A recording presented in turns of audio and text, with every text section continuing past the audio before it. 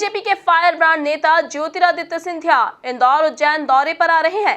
इस तूफानी दौरे के दौरान सिंधिया पार्टी के सभी धुरंधर और धाकड़ नेताओं से मुलाकात करेंगे। तो वहीं इस दौरे को लेकर प्रदेश कांग्रेस सचिव राकेश यादव ने जुबानी हमला बोला है। देखिए इस रिपोर्ट में। आगामी उपचुनाव का शंखनाद करने ज्योतिरादित्य सिंधिया 17 अगस्त को इंदौर उज्जैन के दौरे पर आ रहे हैं। अपने प्रवास के दौरान वह इंदौर और उज्जैन में कई भाजपा नेताओं से उनके घर जाकर मुलाकात करेंगे। तो वहीं उनके इस दौरे को लेकर कांग्रेस एक बार फिर हमलावर हो रही है। सिंधिया पर कांग्रेस से गद्दारी करने का आरोप लगाया गया है। आप ही सुनिए क्या कहा कांग्रेस प्रदेश सचिव राकेश यादव ने सिंधिया के दौरे को लेकर।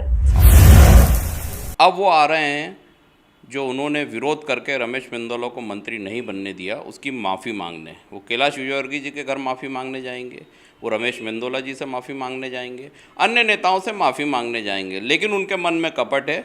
अगर उनका मन साफ होता तो आज एक वो युवा नेता प्रदेश में मंत्री होता। पुरानी दुश्मनी, क्रिकेट वाली दुश्मनी को सामने रखकर और किसी को राजनीतिक रूप से समाप्त करने की कोशिश करना, ये सिंधिया खानदान की बहुत पुरानी परंपरा है। महारानी लक्ष्मीबाई के साथ भी ये करा था, कांग्रेस के साथ भी वो किया है और इसका नतीजा जनता निश्चित तौर पे देगी। और भाजपा के जो ईमानदार नेता हैं वो निश्चित तौर पर सिंधिया को अपनी असली जगह बताएंगे कि उसकी जगह कुर्सी नहीं है, जमीन है।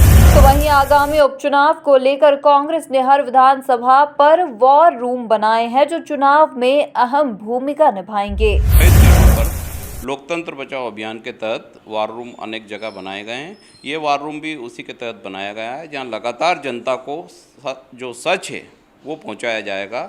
जो भारतीय जनता पार्टी झूठ फैलाने की कोशिश करती है, भ्रम फैलाने की कोशिश करती है और जो जितने बागी विधायक हैं और ज्योतिरादित्य सिंधिया जिस तरीके से अपने भाषणों में झूठ परोसते हैं, जिस तरीके से अपने भाषणों में कॉमेडी करते हैं, उससे जनता को अवगत कराना कि ये जनता को बिल्कुल नासमझ समझ रहे हैं, जनता के साथ खेल रहे हैं, वो जनता को फिर भ्रम में डाल रहे हैं। एक बार जनता ने वोट दिया, उनके वोट का तिरस्कार हुआ। अब वापस वही महाराजा जो अपने आप को इस देश का सबसे वफादार मांगता है, लेकिन इतिहास बोलता है कि वो सबसे बड़े गद्दार हैं और इस गद्दारी की सज़ा लोकतंत्र में निश्चित तौर पर उनको मिली। कुल मिलाकर मालवा की 7 सीटों पर होने वाले उपचुनाव को लेकर सिंधिया के दौरे को अहम माना जा रहा है।